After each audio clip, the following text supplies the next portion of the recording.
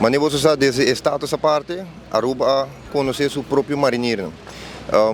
É tempo para dar dienstplicht. Desde 1997, nós estamos eigenlijk celebrar a fecha aqui para motivo que desde 1997 nós vira vrijwillig. Então nós colhe a fecha aqui como nossa fecha natal. Então aqui nós celebrando 27 anos de existência como vrijwillig.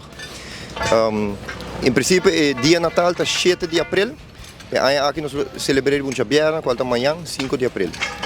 Bom, a intenção está para a parte manhã, nós temos uma cerimônia que nós sucede dentro da caserna mesmo, aqui está mais para o militar, nós uitnodigen algum diretor de diferentes unidades que também estão presentes.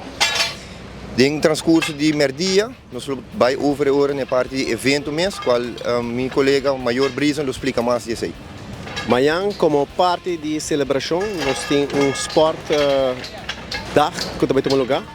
Aqui na Expo City Hotel, que começa de carreira de honor de tarde.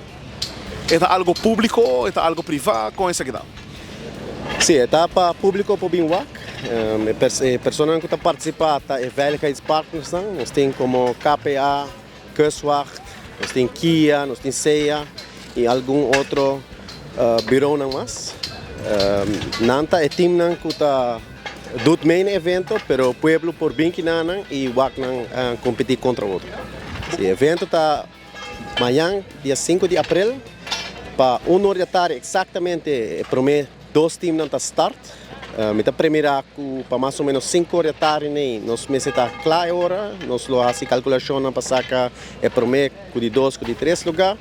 Para mais ou menos 4 para 6 horas, nós saca prêmio. E depois de 6 horas para 9 horas, nós temos happening chiquito que onde o povo está invitado para vir celebrar junto conosco. Que é o qual que o público é expert amanhã? Amanhã também tem challenge duro entre os Veiligheidspartners.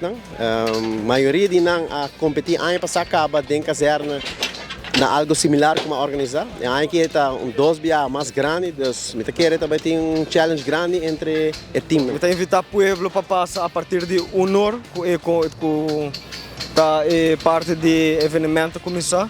Ele tem bar onde pode comprar soft drinks e vários coisas beber. Também tem parte que também de comida. Nós temos banho também no lugar se desejar de fazer uso de saque. E depois de 5 horas também nós temos um viren chiquito até com 9 horas da noite. Então nós temos que invitar o povo para se na cabine com um pick-up, tem mais que o suficiente para qualquer plaats. Ou com um voertuig para não passar a competência. A competência também está heavy. E é para gewoon 13 pueblos que nós então que cultura é Veiligheidspartners não por raça e com nós competir com outro.